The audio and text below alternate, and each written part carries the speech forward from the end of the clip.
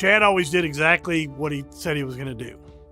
I mean, there's no middle of the ground. There's no sales pitch. I mean, that's what he does. He sells, businesses. But to me, what I liked about him, it was very cut and dry. We would meet face to face when we needed to. But he explained the process, and that's pretty much how it went. We started the business in 2004. We'd worked prior to that in the same industry, and just felt like, the companies that we knew of and were working for weren't doing it to the best of their abilities, morally correct. We just felt like it could be done a lot better.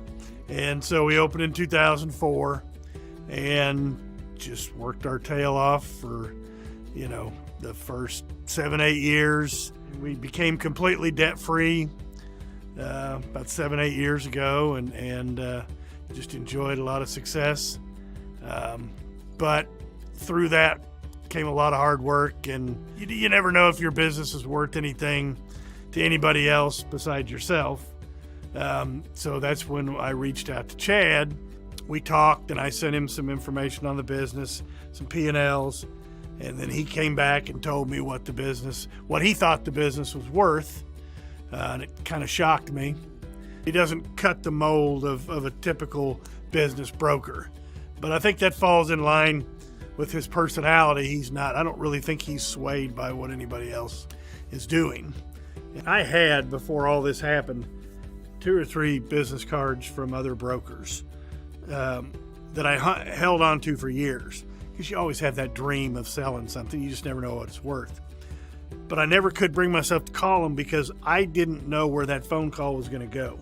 But when Chad sent that letter, and it was a typed letter, but it was from him, and it had his picture on it and his personal cell phone number, that was enough to make it personable enough to bring some of those fences down.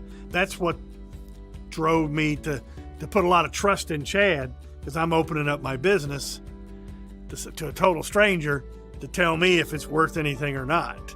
You're a very limited pool of people that have that ability to, 1, get the money to buy a business, and 2, want to take on that kind of challenge too.